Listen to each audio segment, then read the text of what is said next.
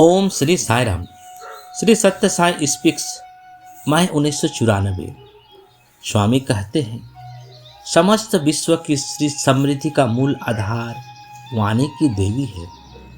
वाणी से शब्द उत्पन्न होता है और शब्द से अर्थ। इस प्रकार वाणी ही उस समग्र अर्थ का आधार है जिसे हम संसार में चारों ओर देखते हैं, और इसीलिए वही समस्त भौतिक जगत का भी आधार है।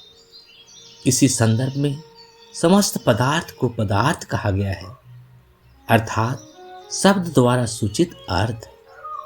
जब हम कोई शब्द बोलते हैं जैसे वस्त्र, तो उससे कपड़े का बोध होता है, और उसी शब्द का अर्थ है इस संसार में जो भी भौतिक वस्तु दिखाई देती है वह किसी न किसी शब्द से जुड़ी होती है, और उस शब्द का अर्थ ही उस पदार्थ को सूचित करता है। अतः पदार्थ का अर्थ है शब्द द्वारा सांकेतिक भौतिक वस्तु।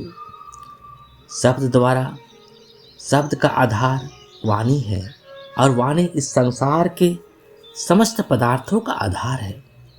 यही बात वेदों में ईड़ा शब्द द्वारा समझाई गई है। वेदों में इस ईड़ा को एक अन्य नाम से भी पुकारा गया है, और वह नाम है सरस्वती।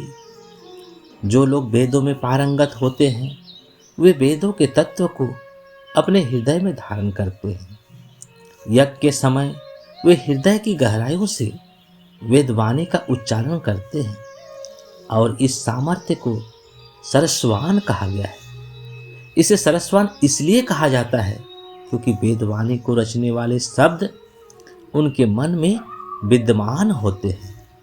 जब यही विचार शब्दों के रूप में प्रकट होते हैं तो वह सरस्वती कहलाती है। मन में स्थित उसका परम स्वरूप और वाणी के रूप में बाहर प्रकट होने वाला उसका प्रवाह, दोनों को ही सरस्वती की धारा कहा गया है। ओम साई राम। जय जय साई राम।